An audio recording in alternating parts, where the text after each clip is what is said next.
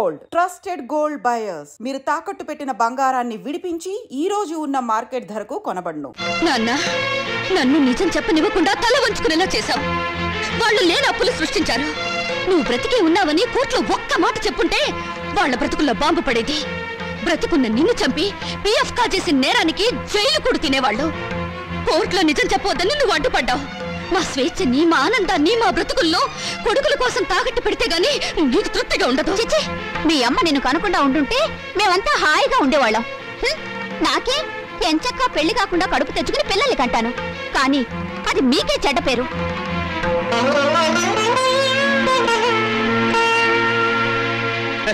ఏరా government doctor, అర్ధరాత్రి పూట మార్నింగ్ వాకే విట్టాను పిండాకుడు. ఏముందండి, పొట్ట తగ్గితే కానీ పిల్లలు అన్నారు. పొట్ట దగ్గరికి వచ్చి వాకింగ్ వాళ్ళట. ఏమిటి నీకు ఇప్పుడు పిల్ల కావాలి అంతే కదా? నేను చూస్తాను. అమ్మాయి నల్లగా ఉండాలా తెల్లగా ఉండాలా? అబ్బాయి రంగు లేదండి, మేకప్ చేసేవాళ్ళే.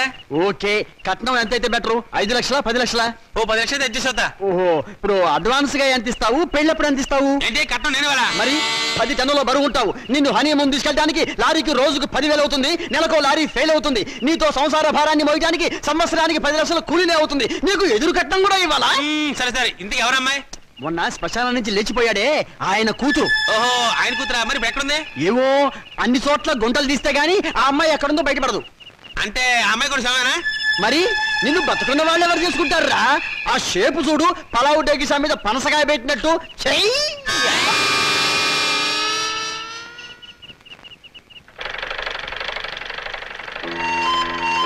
నమస్కారం అండి. ఇదిగో పరాయి మనుషుల అండీలు నమస్కారాలు ఏమిటి?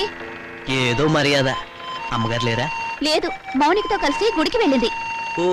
అన్నట్టు చంద్రం, నువ్వు ఇచ్చిన రుక్మిణి కళ్యాణ పుస్తకం చిరిగిపోయింది తెలుసా? అలాగా? కొత్త తీసుకొస్తాను, బాధపడకండి. నాన్నగారు లేరా? లేరు. ఏ, ఎందుకని? ఏం లేదు, నిన్నొక సన్యాసి కనపడి పెళ్లి కావడానికి ఒక మంత్రం చెప్పాడు. అదేంటో నాకు చెప్పవా? అది రహస్యంగా గదిలోనే చెప్పాలి. నిజంగానా? అయితే పూజ గదిలో చెప్పు. అలాగే, పద.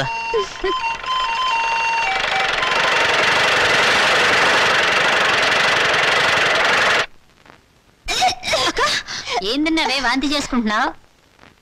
అబ్బే ఏం లేదమ్మా, రుక్మిణి కళ్యాణం బోల్డన్ని సార్లు చదివానుగా. చదివితే వాంతులు అవుతాయా? మరి కడుపు వస్తే వాంతులు అవుతాయని చంద్రం చెప్పాడుగా. కడుపా? అవును, నాన్నగారు బాట తప్పారు, నేను నెల తప్పాను. ఎవరక్క? ఎవరు చేసరి పని? ఇంకెవరు? చంద్రం నేను రుక్మిణి కళ్యాణం బోల్డన్ని సార్లు చదివాంగా. ఆ తర్వాత అతను నన్ను దగ్గరికి తీసుకుని ఏమేమో చేశాడు. అంతే, కడుపోయిందేమో వాంతులు వస్తున్నాయి. వసతి తుప్పలేగా ఎంత పని చేసావే. నమస్కారం. అంతా బాగున్నారా? లేదు, ఇప్పుడే చచ్చిపోయాం. పాపం ఏదో బాధలో ఉన్నట్టున్నారు. మాలతి నెల తప్పింది. నిజంగానా? పెళ్లి కాని ఆడపిల్ల కడుపు చేసిన ఆ నీచుడెవరు? నీకు తెలీదా? తెలిస్తే వాడిని బతకనిస్తానా? మాలతిని గర్భవతి చేస్తుంది నువ్వు కదా? అదే అడుగుతున్నాను. ఆ పని చేసింది నేనేనా, ఇంకెవడైనా ఉన్నాడా? ఎంత ధైర్యం నీకు! ఆ అమాయకుల జీవితాన్ని నాశనం చేసింది చాలక తెలివిగా మాట్లాడుతున్నావా? నిన్ను ఇటువంటి వాడిని బ్రతకనివ్వకూడదు. చూడండి, ఇప్పుడు కావాల్సింది ఆలోచన కానీ ఆవేశం కాదమ్మా. మొదట ఆ అమ్మాయికి ఎంత ఖర్చు అయినా కడుపు తీయించండి. లేకపోతే నా కాళ్ళు కడికి పెళ్లి చేసి 2 లక్షలు కడుపు చేసినందుకు కానుగ్గా ఇవ్వండి. మీ వల్ల కాకపోతే నన్ను చంపేసి కడుపులో ఉన్న ఆ బిడ్డకి తండ్రి లేని వాడిని చేయండి. ఆ తరువాత తలమాసిన మీ అక్కకి తెల్లచీర కట్టి కలకాలం కళ్ళను పెట్టి చూసుకోండి. ఏ పని చేసినా తెలివిగా చేయండి అమ్మా. మరి వస్తాను మామయ్య గారు. వస్తాను అత్తయ్య గారు.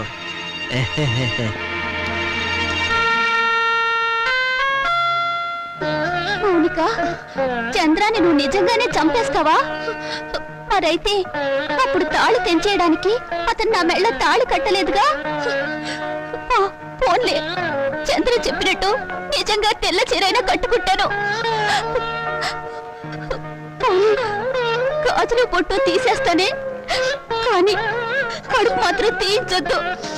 ఎందుకంటే మొగుడు పోయినా బిడ్డను చూసుకుంటూ చచ్చిపోయేదాకా నీ ఇంట్లో పని మనిషిగానే బ్రతుకుతానే.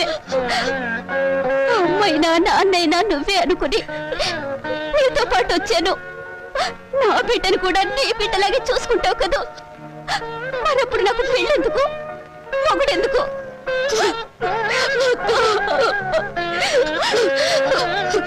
నువ్వేం బాధపడకక్క. ఎన్ని కష్టాలైనా నష్టాలైనా నీకు మాత్రం అన్యాయం జరగనివ్వను. ఆ చంద్రంతోనే నీ పెళ్లి నేను చేస్తాను. మౌనిక, నీకు కావాల్సింది 2 లక్షలే కదా, నేను ఇస్తాను, సరేనా? నువ్వా? నేను ఇవ్వకూడదా? వద్దు, ఇప్పటికీ నువ్వు నాకు చాలా సహాయం చేశావు. నీకు సాయం చేసి నేను దివాళా తీశాను. అది కాదు, నువ్వు ఇలా సహాయం చేస్తుంటే 10 మంది ఏమంటారు? అన్ని నువ్వే అనుకుంటున్నావు, అన్ని నువ్వే అంటావు. మంచి పని చేస్తే చెడుగా వాగేవాళ్ళు చాలా మంది ఉంటారు. వాళ్ళ కోసం కాదు, మన కోసం మనం బ్రతకాలి. నిన్ను బాధ పెట్టాలని కాదు శ్రీకాంత్, మనంగా గుర్తింపు పొందాలని. నిన్ను బాధ పెట్టుంటే ఐఎమ్ సారీ. ఇక నీకు సారీ చెప్పే అవసరం ఉండదు. ఎందుకని? నేను బిజినెస్ పని మీద అమెరికా వెళుతున్నాను. 6 నెలల వరకు తిరిగి రాను. అన్ని రోజులే? నా డబ్బు అవసరం లేనప్పుడు ఎన్ని రోజులుంటే నీకే? అది కాదు, అక్కడ అమెరికా పిల్ల నిన్ను లాగేసుకుంటే? ఎప్పటి నుంచి నీకు జబ్బు? నేను నీ దాన్ని అయ్యాక నీ జబ్బు నాకు రాదా? అచ్చా, ఇస్ ఇట్? అప్పుడియా? అవునా? అయితే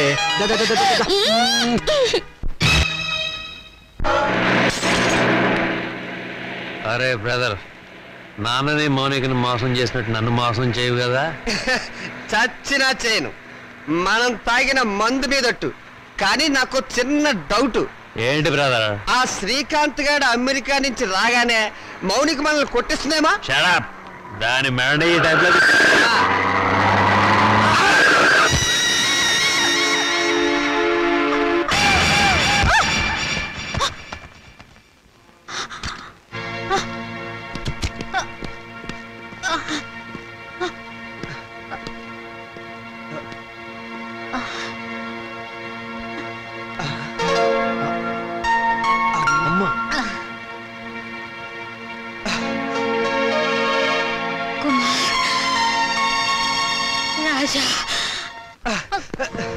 మాతృదేవో భవ మాయమాట, పితృదేవో భవ పిచ్చి మాట,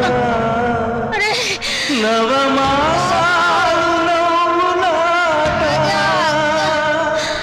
భవబంధాలు పాత మాట.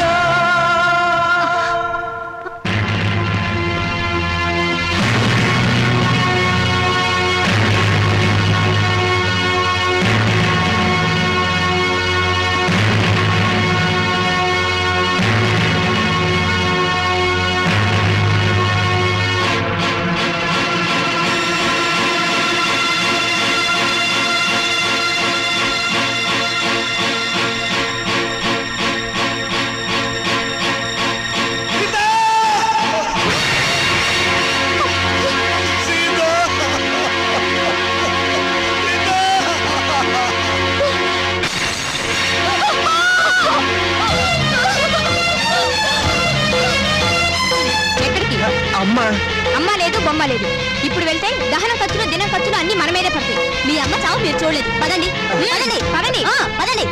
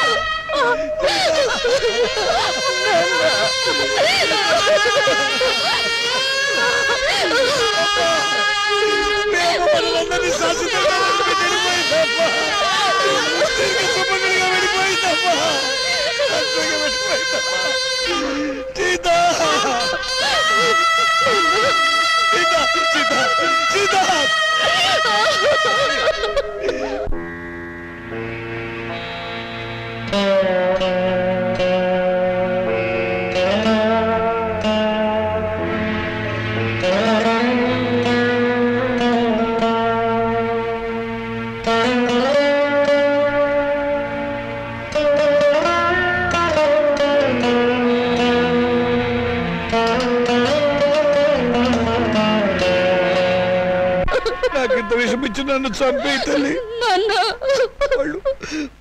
వాళ్ళు నన్ను మళ్ళీ మోసం చేశారమ్మా.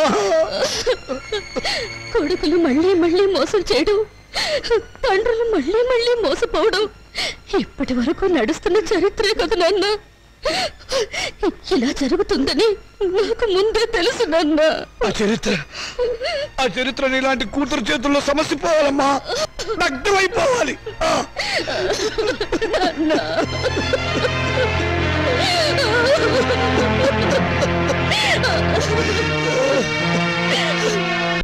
అరే బాబాయ్ బాబాయ్, నువ్వు అర్జెంట్ గా నాకు సహాయం చేయాలి. ఏంట్రా? ముందు కూర్చో మాట్లాడు. ఇప్పుడు చెప్పు ఏంటి? నాకు అప్పు కావాలరా. ఏ నీ కొడుకులకి బంగారు గోచీలు చేయిస్తావా? ఏవీ లేదు, గోచీలు లోపల ఉంటాయి కదా, నువ్వు చేయించినట్లు ఎవరికీ తెలిసే అవకాశం లేదు, డబ్బులు వేస్ట్ అవుతాయేమోనని. చచ్చిన పాముని ఇంకా చంపకురా. పాము చచ్చిందో లేదో టెస్టింగ్ చేద్దామని. ఓకే, నీకు డబ్బు కావాలి. ఇప్పుడు డబ్బుతో అంత అవసరం ఏమొచ్చిందిరా? మా పెద్దమ్మాయి పెళ్లి వెంటనే చేసేయాలరా. నాకు అర్జెంట్గా 2 లక్షలు కావాలి. నా జీవితంలో నేను ఎప్పుడు ఏ సహాయం అడగలేదురా. ఈ ఒక్కసారికి సహాయం చేయరా. నాకు ఎక్కడైనా 2 లక్షలు అప్పుగా ఇప్పించరా. ఒరే రాముడు, నీ కూతురు నాకు మాత్రం కూతురు లాంటిది కాదు. అసలు నా దగ్గర డబ్బు ఉంటే నేనే ఇచ్చేవాడిరా. ఈ రోజుల్లో బతుకున్న వాళ్ళకే అప్పు దొరకటం లేదు. నువ్వేమో అందరి దృష్టిలో ఏనాడో చచ్చిపోయావు. నువ్వు బతుకున్న శవానివిరా. నీ దగ్గర ఏముందిరా? నీ రక్త మాంసాలు తప్ప.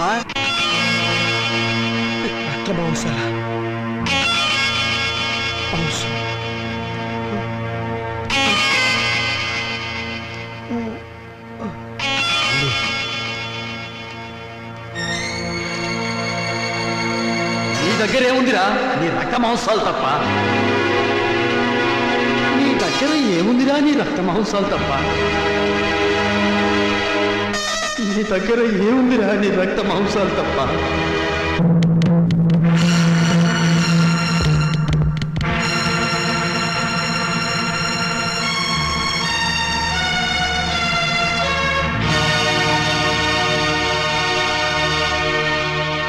సారీ రామచంద్ర గారు, మీ 2 కిడ్నీల్లో ఒకదాని కండిషన్ బాగుండలేదు, అందుకని రెండోది ఇంకొకరికి ఇచ్చే అవకాశం లేదు. ఇస్తే ఏమవుతుంది డాక్టర్? మీ ప్రాణానికే ప్రమాదం. పర్వాలేదు డాక్టర్, నాకు బ్రతకాలని ఆశ లేదు. నేను ఎప్పుడు చచ్చిపోయాను. నాకు ఇప్పుడు డబ్బు చాలా అవసరం. నేను కిడ్నీ అమ్ముకోవడం తప్ప మరో మార్గం లేదు డాక్టర్. ప్లీజ్. సారీ రామచంద్ర గారు, నా వృత్తికి ద్రోహం చేయలేదు. అలా అడగండి డాక్టర్, ప్లీజ్. మీకు చేతులెత్తి నమస్కారం పెడతాను. నాకు జీవితంలో ఇది ఒక్కటే అవకాశం. నాకు ఈ సహాయం చేయండి. Please help me. నాకు ఆపరేషన్ చేయండి డాక్టర్. నాకు ఆపరేషన్ చేయండి. అండర్స్టాండ్. ఆపరేషన్ చేస్తే మీ లైఫ్ డేంజర్. డాక్టర్ పర్వాలేదు డాక్టర్, నేను చచ్చిపోయినా పర్వాలేదు. నేను చస్తే అక్కడ 2 ప్రాణాలు బతుకుతాయి డాక్టర్.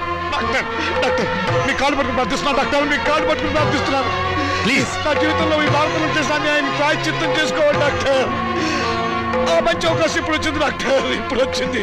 మీరు కాదంటే ఇక్కడే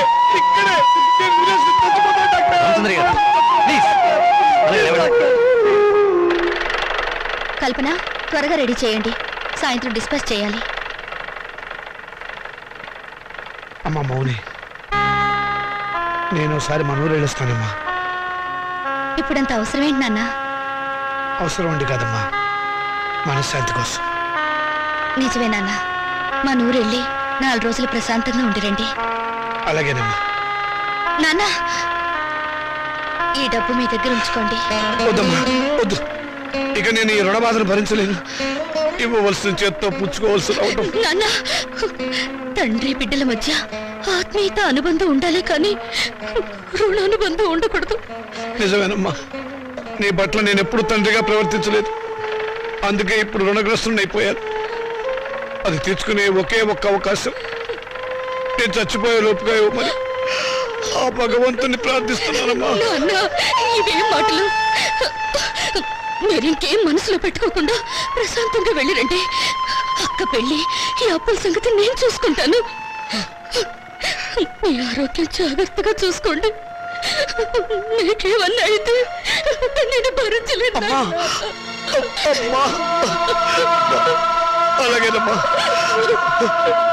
పసుపు కుంకుమలతో పిల్ల పాపలతో ఆయురారోగ్యాలతో నిండు 100 ఏళ్ళు జీవించమ్మా, జీవించు.